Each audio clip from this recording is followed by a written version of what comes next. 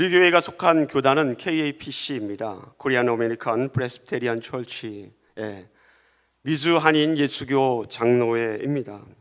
여러분의 기도 덕분에 지난 화요일부터 금요일까지 교단 총회를 은혜 중에 잘 마치고 돌아왔습니다. 올해로 제 48회 총회가 열렸습니다. 총회는 목사님들이 모여서 회의도 하지만 또 교회 사역도 보고하고 또 선교 사역에 대한 현황 보고도 합니다. 그리고 앞으로 나가야 할 총회 산하의 교회들이 어떻게 앞으로 나가야 할지 그 방향과 비전에 대해서 제시하고 공유하는 시간이 바로 총회입니다. 목사가 총회에 다녀왔으니까 무엇을 어떻게 했는지 여러분께 보고하는 것이 당연하다고 생각됩니다. 저희 교단의 총회는 회기년도가 2024년도 5월부터 2025년 다음 총회가 열리는 5월까지 1년 동안입니다. 이 회기년도를 기점으로 해서 총회가 열리면 1년 동안 총회 산하의 교회들이 어떤 표어를 가지고 어떤 슬로건을 가지고 우리가 사역을 해야 하는지 교회들의 비전을 제시하게 됩니다. 올해 제48대 총회장은 샌프란시스코의 상황중앙장로교회 권혁정 목사님이 총회장으로 취임하였습니다. 저에게는 한때는 멘토이기도 하고 학교 선배님이기도 하고 또 담임 목사로 섬겼던 분이었고 샌프란시스코를 작년에 제가 떠나오기 전까지 12년을 섬겼던 목사님이기도 합니다. 권혁정 목사님께서 총회를 시작하면서 함께 나눴던 총회의 1년 동안의 올해의 슬로건이 바로 오늘 우리가 함께 나눴던 본문 말씀과 그리고 제목입니다. 총회 산하의 650개 교회, 그 교회들이 1년 동안 이 슬로건으로 이 표어를 삼고서 우리가 함께 하나님과 동역합시다 라는 슬로건이 기억하고 기대하라입니다. 이 말씀의 본문이 될 배경이 되는 말씀은 사무엘상 17장입니다. 너무나 유명한 소년 다윗의 골리앗과 싸우는 그 무용담이 그려져 있는 본문이 사무엘상 17장입니다. 예루살렘 서남쪽에 엘라라는 골짜기가 있습니다. 예루살렘 성에서부터 약 서남쪽으로 14마일 정도 가면 엘라 골짜기를 만납니다. 이 골짜기에서 블레셋 군대와 이스라엘 군대가 서로 전쟁터에서 맞붙었습니다. 그런데 전장의 상황은 이 이스라엘 군대에 턱없이 불리했습니다. 그 불리한 이유가 다른 이유가 아니라 블레셋이 내보낸 단 한 명의 장수 때문에 그렇습니다. 그 장수가 유명한 골리앗이라는 장수입니다. 성경이 기록한 골리앗의 신체에 대해서 그 키가 6규빗 한 뼘이라고 기록하고 있습니다. 규빗에 대해서 몇 센티미터인가 정의하는 것이 학자마다 다르지만 평균적으로 45cm를 한 규빗으로 생각해 본다면 골리앗의 키가 자그마치 2m 75cm입니다. 저의 두 배가 높네요. 제 키. 머리에는 노수로 만든 투구를 쓰고 다리에는 다리를 보호하는 각반을 차고요. 그리고 그 큰 키와 큰 강한 힘으로 휘둘러대는 창은 얼마나 무거웠는지 창 끝에 그 쇠로 만든 그 총만 자그마치 7kg가 넘는다고 성경은 기록하고 있습니다. 큰 창과 그리고 태산도 막을 수 있을 것 같은 방패로 막아대니 감히 골리앗 앞에 나서서 싸움을 청하는 이스라엘 군사가 한 명도 없었습니다. 그런데 이 골리앗이 이스라엘 군대 앞에 서서 하나님의 군대를 모욕합니다. 사무엘상 17장 10절 말씀을 이렇게 기록하고 있습니다. 그 블레셋 사람이 또 이르되 내가 오늘 이스라엘의 군대를 모욕하였으니, 하나님의 군대를 모욕했다라는 것입니다. 너희 중에 나와 싸울 수 있는 사람이 있다면 나와 싸우자라고 하나님의 군대를 모욕하며 하나님을 모욕합니다. 근데 이 모욕함이 하루 이틀이 아닙니다. 사무엘상 17장은 아침과 저녁으로 조석으로 40일 동안 이 골리앗이 하나님의 군대를 모욕했다라고 기록하고 있습니다. 40일 동안 욕을 해대며 하나님의 군대를 모욕하는데 누구 한 명 나서서 골리앗과 싸우려고 했던 사람이 아무도 없었다는 것입니다. 싸우지 못했을 뿐만 아니라 오히려 두려워하여서 도망하기에 바빴습니다. 이스라엘 군대 중에 소년 다윗의 형들 3명이 전쟁의 군사로 참전하고 있습니다. 전쟁터에 나간 아들의 그 상황이 궁금한 다윗의 아버지 이새가 막내 아들 다윗에게 묻습니다. 너 가서 형들이 어떻게 지내고 있는지 안부 좀 알아보라. 그래서 다윗이 아버지의 심부름 요청대로 전쟁터에 도착했습니다. 그런데 소년 다윗이 도착하자마자 참을 수 없는 일이 여전히 일어났습니다. 무슨 일입니까? 골리앗이 하나님의 군대를 또 모욕하고 하나님을 욕하고 있는 것입니다. 다윗이 참을 수가 없었습니다. 2가지가 참을 수 없었습니다. 하나는 하나님의 이름이 그렇게 모욕을 당하고 수치를 당하는데 누구 하나 나서지 못하는 이스라엘 군대의 형편을 보면서 다윗이 울분이 터져 나왔던 것입니다. 그리고 또 하나는 하나님의 군대를 모욕하는 이 골리앗 때문에 화가 났던 것입니다. 그래서 다윗이 어떻게 하죠? 내가 나가겠습니다. 다윗의 그 당시의 나이는 아무리 많이 쳐도 지금의 하이스쿨 고등학생 정도입니다. 10대 후반의 이 소년 다윗이 키가 2m 75cm나 되는 이 거대한 키골이 장대한 골리앗 앞에 나서서 내가 싸우겠다라고 나선 것입니다. 그 소문이 왕 사울에게도 들렸습니다. 왕이 다윗을 부릅니다. 왕이 다윗을 불러서 그의 신체 외모와 모든 것을 보고 했던 말씀이 사무엘상 17장 33절에 기록되어 있습니다. 외모를 보고 사울왕이 다윗에게 한 말입니다. 사울이 다윗에게 이르되 내가 가서 저 블레셋 사람과 싸울 수 없으리니. 왜 그렇습니까? 너는 소년이요. 저 골리앗 그는 어려서부터 용사입니다. 지금 사울왕이 다윗의 외모를 보고 결정한 것이 무엇입니까? 너는 어리다. 너는 소년이다. 그러므로 너는 할 수 없다. 다윗의 외모를 보고 판단한 사울왕의 선입견이 이 사울왕의 이 말이 세상의 기독교인을 향하여서 이 시대에 던지는 질문과 별로 다르지 않습니다. 절망할 수밖에 없는 고난이나 어려움에 닥쳤을 때에 그 어려움에 직면한 성도들에게 슬며시 다가와서 우리 그리스도인들에게 유혹하면서 질문하는 사탄이 던지는 질문과 이 사울왕의 질문이 말이 다르지 않다는 것입니다. 외모를 보고 넌 어리다. 너는 소년밖에 되지 않지 않느냐. 너는 할 수 없다라는 그러한 답변입니다. 세상도 그리고 사탄도 우리가 어려울 때에 그렇게 슬며시 다가와서 우리에게 묻습니다. 세상 속에서 너희들 하나님을 믿노라 하는데 내가 무슨 일을 할 수 있겠느냐. 그렇게 묻는 겁니다. 현대 사회 속에서 기독교인 뭐가 대단하다고 내가 무슨 일을 할 수 있겠느냐 우리에게 묻습니다. 사탄이 그렇게 묻는다는 것입니다. 천재지변과 전쟁 속에서 여전히 전쟁이 있고 여전히 어려움이 있는데 기독교인이라고 뭐 뾰족한 수가 있겠느냐라고 우리에게 도전하고 우리에게 묻습니다.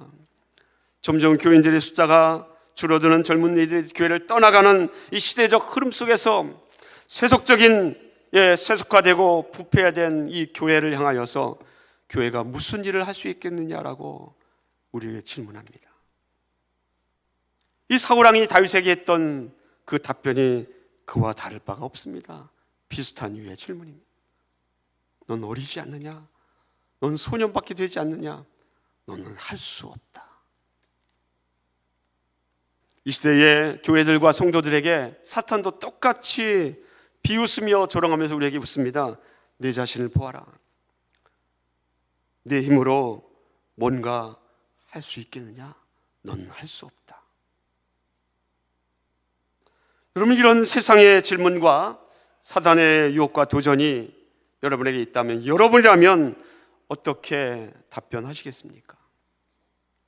거대한 골리앗과 같은 세상과 그리고 부패와 죄 앞에서 내가 성도로서, 믿는 자로서 어떻게 맞설 수 있겠습니까? 제48대 총회가 이 질문을 교회들 앞에 선제적으로 먼저 던졌습니다. 이 세상 앞에 세속화되는 교회와 이 상황 속에서 교회가 무엇을 할 수 있을 것인가? 이 질문을 먼저 던졌고요. 그 질문에 대해서 답을 내린 것이 바로 오늘 말씀의 제목입니다. 기억하고 기대하라. 오늘 본문 말씀은 다윗의 이야기를 통하여서 그 답변의 내용들을 담고 있습니다. 넌 할 수 없다라는 이 사울의 두려움과 걱정 앞에서 어떻게 할 수 있다라고 답변했는지 다윗의 이야기를 우리에게 적고 있습니다. 34절로 35절 말씀은 우리가 함께 읽었지만 다시 한번 이 34절로 35절을 다 같이 읽기를 원합니다. 다 같이 읽습니다. 다윗이 사울에게 말하되 주의 종이 아버지의 양을 지킬 때에 사자나 곰이 와서 양떼에서 새끼를 물어가면 내가 따라가서 그것을 치고 그 입에서 새끼를 건져내었고 그것이 일어나 나를 해하고자 하면 내가 그 수염을 잡고 그것을 쳐 죽였나이다. 여러분, 지금 다윗이 무슨 말을 하고 있습니까? 목동으로 양떼를 지킬 때에 사자가 달려들고 곰이, 이 맹수가 달려들었을 때 능히 싸워서 양떼를 지켜냈다는 것입니다. 맹수를 잡아서 쳐 죽였다라고 다윗이 왕 사울 앞에 말하고 있습니다. 무슨 뜻입니까? 내가 해냈다라는 것입니다. 내가 해냈습니다. 난 할 수 있습니다. 골리앗과 싸울 수 있습니다라고 지금 대답하고 있는 것입니다. 그 근거가 무엇입니까? 다윗이 들판에 있을 때에 과거의 경험 속에서 하나님께서 나를 어떻게 도우셨는가, 하나님 나를 어떻게 지키셨는가, 하나님이 나와 어떻게 함께 하셨는가, 그것 때문에 내가 지금도 할 수 있습니다라고 다윗이 답한 것입니다. 기억했기 때문에, 하나님의 능력을 기억했기 때문에 하나님의 뜻 안에서 기대를 가질 수 있는 것입니다. 이 놀라운 다윗의 선언은 36절과 37절에 더 놀라운 고백으로 이어지고 있습니다. 우리 한번 다 같이 읽어보겠습니다. 주의 종이 사자와 곰을 쳤은즉 살아계신 하나님의 군대를 모욕한 이 할례 받지 않은 블레셋 사람이리까 그가 그 짐승의 하나와 같이 되리이다.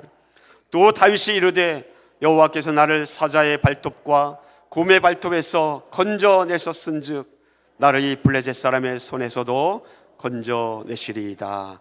아멘. 할렐루야. 아멘입니다. 다윗이 자신을, 자기 자신의 이 아이덴티티 정체성을 무엇이라 칭하고 있습니까?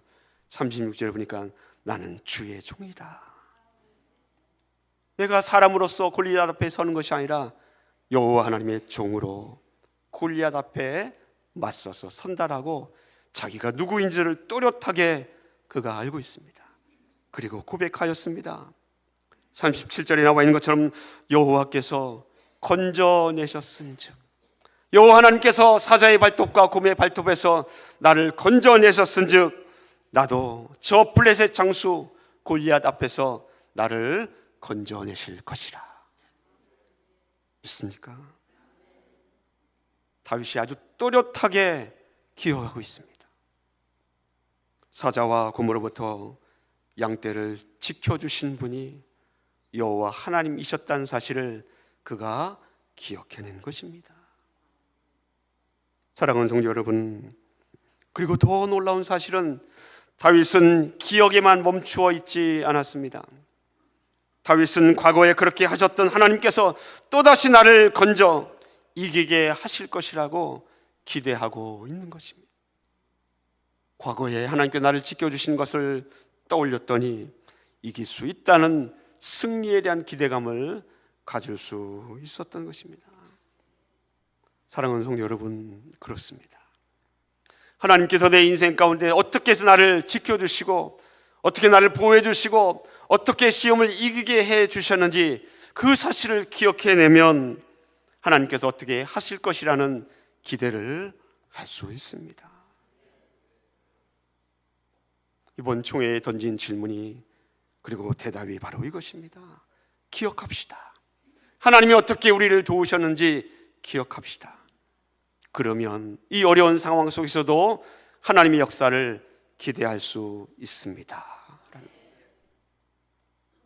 KAPC 총회는 1978년도 2월 8일에 필라델피아 있는 웨스트민스터 신학교 벤틀관에서 제1회 창립총회가 열렸습니다. 그때 시작할 때에 캐나다와 함께 5교회, 5지역의 노예들이 연합해서 총회를 창립했습니다. 창립한 목사님들이 26명의 목사님들 그리고 6명의 장로들 총 32명이 모여서 KAPC 총회를 창립했습니다. 그리고 당시에 최고의 고령자이신 이인재 목사님을 초대 총회장으로 선출했습니다. 참으로 감사한 것은 이 총회에 참석하셨던 32명 가운데 현재까지 생존하시는 분은 제가 듣기로는 3명이십니다. 한 분은 한국에, 한 분은 영원에, 그리고 나머지 한 분은 감사하게도 우리 교회에 있습니다. 여전히 건강하게 하나님을 섬기고 하나님을 예배하는 우리 1구역의 우리 이종표 목사님이십니다. 목사님께서 1978년 창립 총회 때 창립 멤버셨습니다. 감사. 이 정도 되면 그래도 우리 교회의 감사이며 또 하나님께 드릴 영광 아닙니까?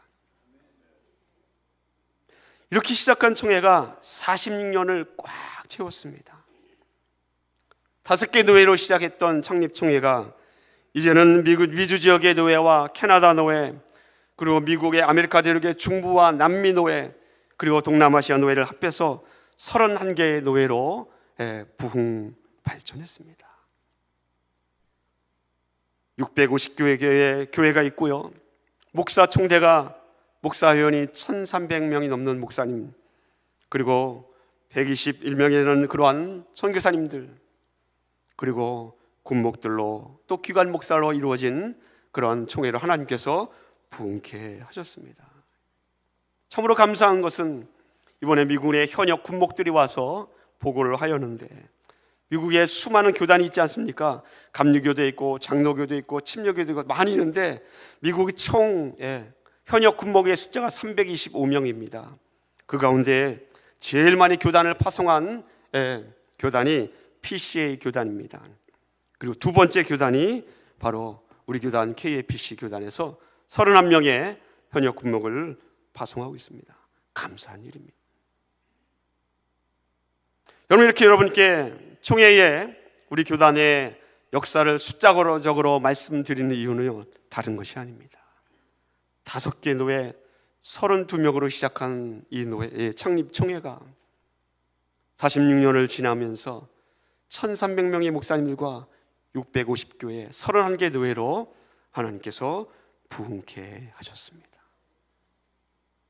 총회 보고하는 기관에 이것도 어렵습니다. 저것도 힘듭니다. 이런 이단의 위협이 있습니다. 저는 갈등이 있습니다. 수많은 보고가 있는데 그 보고 사항들을 한 방에 다 해결할 수 있는 하나의 결정적인 선언이 있다면 기억합시다.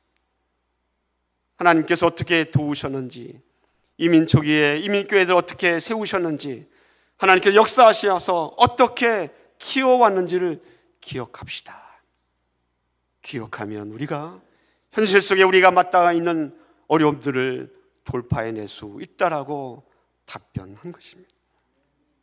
여러분, 한국교단이 왜 어렵지 않았겠습니까? 46년을 지나면서 그 안에는 고난도 있었습니다. 갈등도 있었습니다. 분열도 있었습니다. 그 고난과 갈등과 분열 가운데서 우리가 얻을 수 있는 하나의 결론이 있다면 여전히 그 고난 속에서 어려움 속에 갈등 속에서 하나님이 도우셨다라는 것입니다. 도우셨다라는 것. 하나님이 항상 우리 옆에서 일하고 계신다. 이 사실을 성도가 기억한다는 것은 놀라운 축복이요, 놀라운 하나님의 은혜 아닙니까? 여러분 기억하십시오. 항상 여호와 하나님께서 여러분과 함께 계시고 함께 일하고 계심을 기억하시기를 예수님의 이름으로 간절히 축원을 드립니다.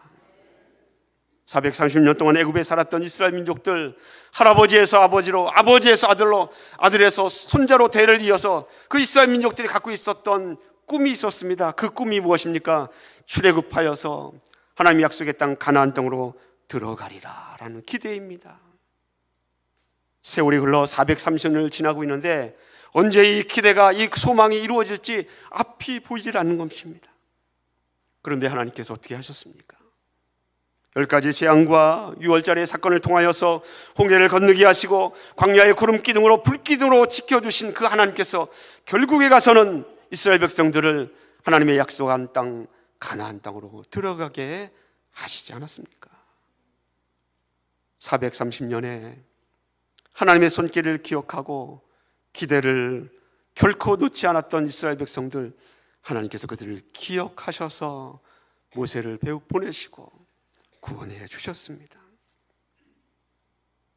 여러분, 이스라엘 민족이 고난에 빠졌을 때에, 어려움에 빠졌을 때에, 전쟁에 직면했을 때에, 그뿐만 아니라 그들이 잘못해서 하나님을 배반하고 우상을 섬길 때에, 그때마다 성경이 이스라엘 백성들에게 강조하면서 말씀하셨던 성경 하나님의 말씀의 단어가 하나 있습니다.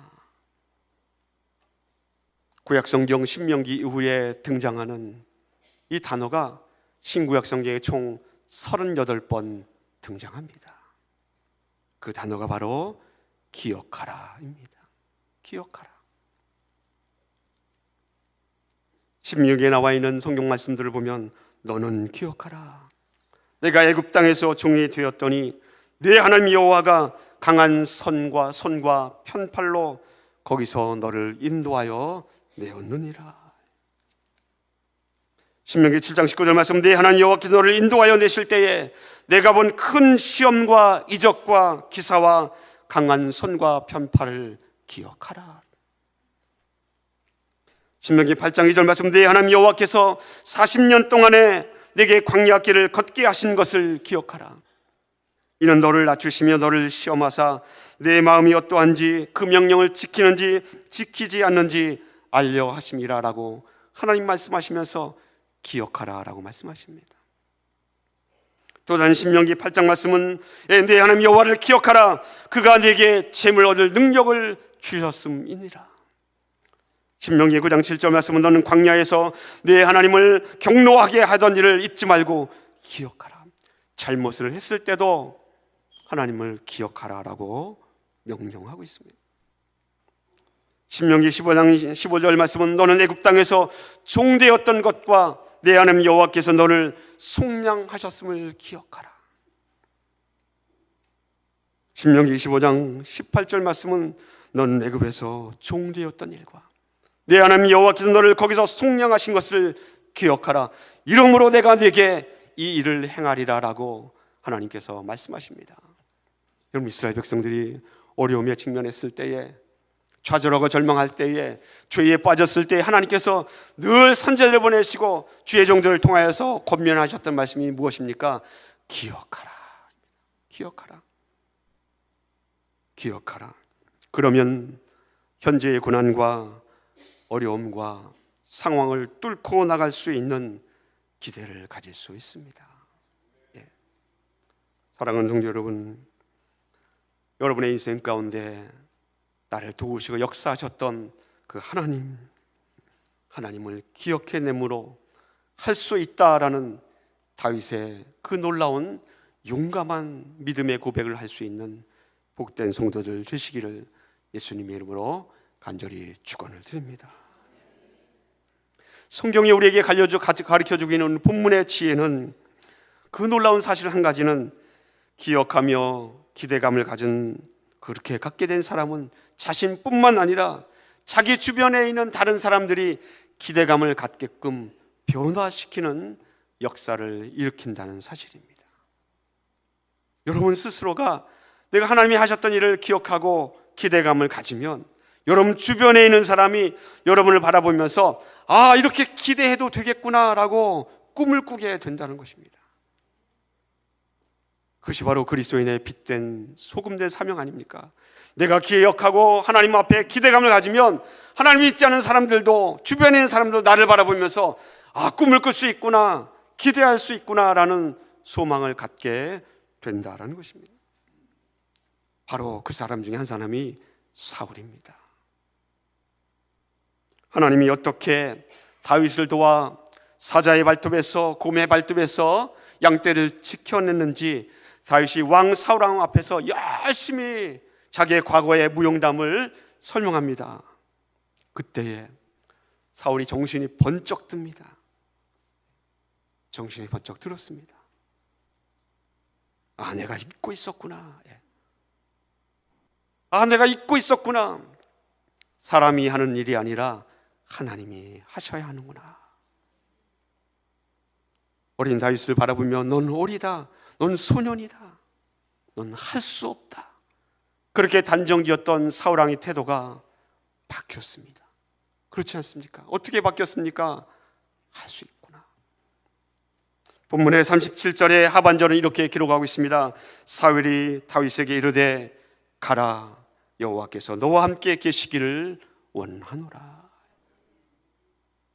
너는 할 수 없다라는 이 사울이 다윗이 꺼내들었던 다윗의 과거의 모습 가운데 하나님이 함께 하셨던 이 이야기를 듣고는 사울왕이 바뀌는 것입니다. 너는 할 수 있다. 가라, 여호와께서 너와 함께 하시기를 원한다라고 사울도 기대할 수 있게 된 것입니다. 왜 이런 일이 벌어졌습니까? 다윗의 기억이 사울왕으로 하여금 하나님이 어떤 분인가를 기억나게 한 것입니다. 다윗이 골리앗을 이길 수 있다는 다윗의 그 기대감이 사울왕으로 하여금 이길 수 있다는 기대감을 갖게 한 것입니다. 사랑하는 성도 여러분, 우리의 인생에서 일하셨던 하나님을 기억해내면 어떤 어려움과 상황 속에서 일하시는 하나님을 기대하며 할 수 없다 해서 할 수 있다로 변화된 삶을 살 수 있습니다. 믿습니까? 하나님이 하셨던 일을 기억해내면 할 수 있다로 변화된 삶을 살 수 있는 것입니다. 세계는 급변하고 있습니다. 우크라이나 전쟁이 3년을 넘었습니다. 여전히 이스라엘 전쟁이 있고요, 여기저기에서 천재지변이 일어납니다. 지진이 있습니다. 어떤 과학자들은 기상이변으로 인하여 해서 지구에 남은 수명이 얼마 되지 않을 것이다, 지구에 남은 수명이 앞당겨질 것이다 라고 학자들은 예측하기도 합니다. 이러한 상황 속에서 교회는 어떻습니까? 교회들도 어려운 그런 위기 속에 있습니다. 이번 총회에서 이러한 상황 속에서 하나님은 어떻게 일하실 것인가를 질문을 던졌습니다. 그리고 그 답변이 바로 오늘 말씀의 제목입니다. 그 하나님께서 여전히 일하고 계시고 여전히 역사하고 계시며 여전히 우리와 함께 계시다는 사실을 한 선교사님께서 보고하셨습니다. 총회는 첫째 날과 둘째 날은 회의가 아침 8시부터 10시까지 있습니다. 그리고 마지막 세 번째 날은 저녁 집회에 선교 대회를 합니다. 그 선교 대회에 선교사를 파송하기도 하고, 그리고 선교의 비전을 나누고, 그리고 교회의 비전을 공유합니다. 그때 한 튀르키예에서 사역하신 한 선교사님이 나오셔서 세계의 정황과 함께 선교 동향을 보고하고 하나님이 이렇게 일하셨습니다라는 선교 보고를 했습니다. 여러분께 그 선교 보고 내용을 간단히 소개하고자 합니다. 그림 한 장을 여러분께 보여드리길 원합니다. 바로 튀르키예, 옛날에 터키의 지도입니다. 여러분 보실 때 오른쪽 위에 있는 그 터키의 지도가 2002년도의 모습이고, 그리고 2024년도의 모습입니다. 기독교인의 현황이 바뀌었다라는 것입니다. 그럼 2002년도 색깔별로 그 스테이트의 주에 기독교인이 몇 명 있는가를 나타낸 그러한 색깔의 구분입니다. 튀르키예는 총 81개의 스테이트로 되어 있습니다. 근데 여기 보면 여러분 잘 글자가 작아서 안 보이시겠지만, 여러분 보실 때 짙은 갈색, 붉게 보이는 이 지역이 인구 0.0005% 미만의 기독교인이 있는 지역입니다.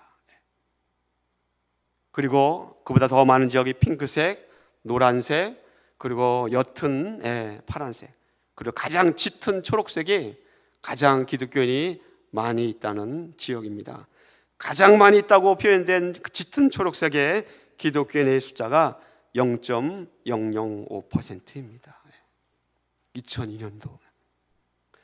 여러분, 선교사님들이 미전도 종족에 대해서 말하지 않습니까? 미전도 종족이란 어떤 지역입니까? 퍼센트로 따지면 기독교인의 숫자가 아주 많게 보시는 선교사님은 너그럽게 하면 5% 미만의 기독교인이 있으면 미전도 종족 지역이라고 이야기합니다. 아주 스트릭하게 강하게 얘기하시는 선교사님들은 1% 미만의 기독교인이 있으면 미전도 종족 지역이라고 얘기합니다. 2002년 당시에 튀르키예는요, 가장 기독교인이 많이 보고되는 지역 짙은 초록색이 1%도 아니고 0.005%였습니다. 그런데 22년이 지나 2023년도에는 그 비율이 달라졌습니다. 기독교인이 0.005%에 해당하는 가장 짙은 갈색, 그 붉게 보이는 지역의 스테이트가 8개로 줄었습니다. 그리고 대부분의 지역의 기독교인의 숫자가 늘지 않았습니까? 놀랍지 않습니까? 1970년부터 2024년까지 터키의 교회 숫자에 대한 다른 그림입니다. 1970년 당시에 튀르키예는 나라가 인정하는 공식적인 교회가 2개밖에 없었습니다. 그러나 2023년도에는 이 교회 숫자는요, 정부가 인정하는 교회입니다. 오피셜한 교회들이 197개로 늘었습니다. 또 다른 교회 및 가정교회 현황을 보면 세 번째 그림입니다. 이렇게 볼 수 있습니다. 2010년도에 교회가 세워져 있는 그런 스테이트의 모습입니다. 파란색이 퍼블릭 교회가 있는 지역이고요. 그 다음 하늘색이 가정교회가 있는 지역이고요. 흰색은 가정교회나 그리고 교회가 없는 지역입니다. 그런데 13년이 지난 2023년도에는 바뀌었습니다. 빨간색은요, 퍼블릭 교회가 한 개 이상 있는 지역이고요. 초록색은요, 2개 이상, 초록색이 아니라 파란색은 2개 이상 있는 지역입니다. 그리고 하얀색은 아직까지는 퍼블릭 교회가 없는 지역입니다. 그렇게 본다면 13년 사이에 어떻게 변화가 되었습니까? 터키 81개 주 중에서 예전에는 2010년도에는 54개 주에서 교회가 없었는데 13년 만에 이제는 28개 주로 바뀌었습니다.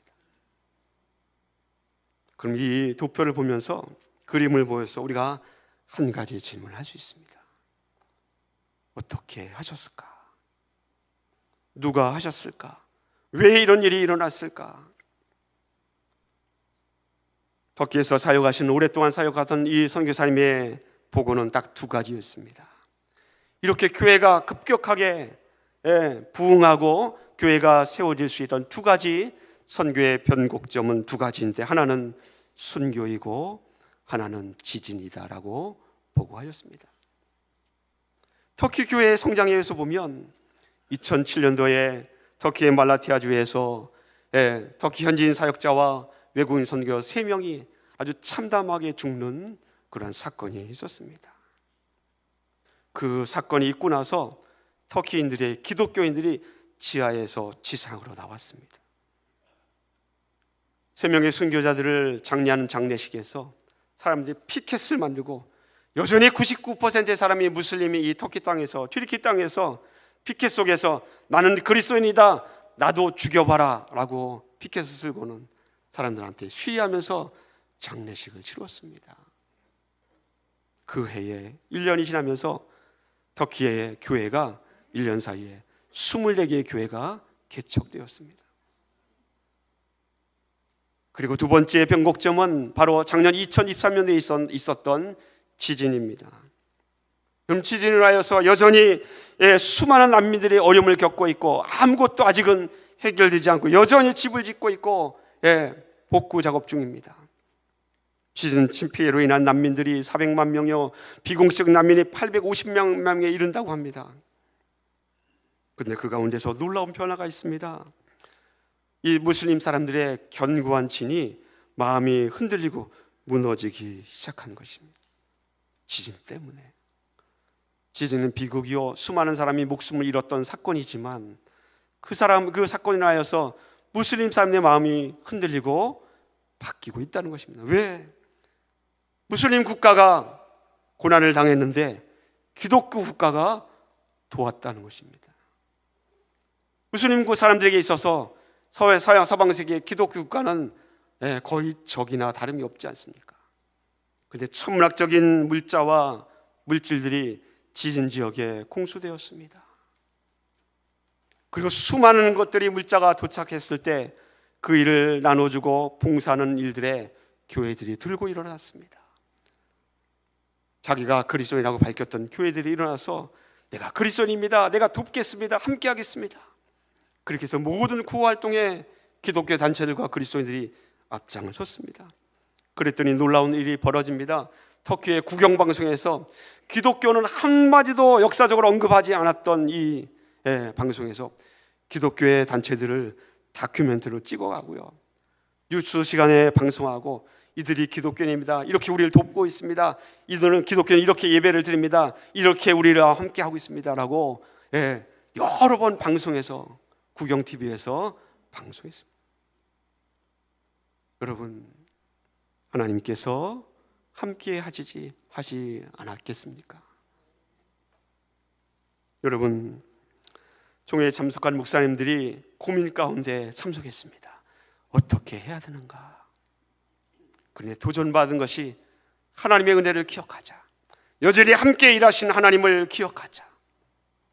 그리고 나서 꿈을 품게 되었습니다. 하나님께서 하시면 기대할 수 있다. 그 놀라운 기대가 오늘 이 자리에 앉아있는 5월의 마지막 주일 예배를 드리는 여러분 심령 가운데에도 충만하게 있기를 예수님의 이름으로 간절히 축원을 드립니다. 현실은 그렇지 않습니다. 신앙을 떠나고 우린 젊은이들이 언제 어떻게 돌아올지 막막한 현실이고요. 보고된 기록에 의하면 한국교회 주일학교가 70%의 교회가 주일학교가 없어지고 있습니다. 점점점 분열과 갈등으로 교회가 신뢰를 잃어가고 있습니다. 여러분, 코로나 전에 미주에 있는 한인교회의 숫자가 2798개 교회였는데 3년의 코로나가 지나면서 658개의 교회가 문을 닫았습니다. 여러분, 이런 현실 앞에서 우리가 어떻게 할 수 있습니까? 라는 질문이 바뀌어야 됩니다. 우리가 어떻게 할 수 있습니까? 라는 질문이 아니라 하나님께서 우리의 과거에 이렇게 하셨습니다, 그렇게 하셨기 때문에 우리가 기대할 수 있고 앞으로도 여전히 이렇게 할 수 있습니다라는 기대가 여러분 마음속에, 우리 교회들에게 풍성하게 넘치기를 예수님의 이름으로 간절히 축원을 드립니다. 기도하겠습니다.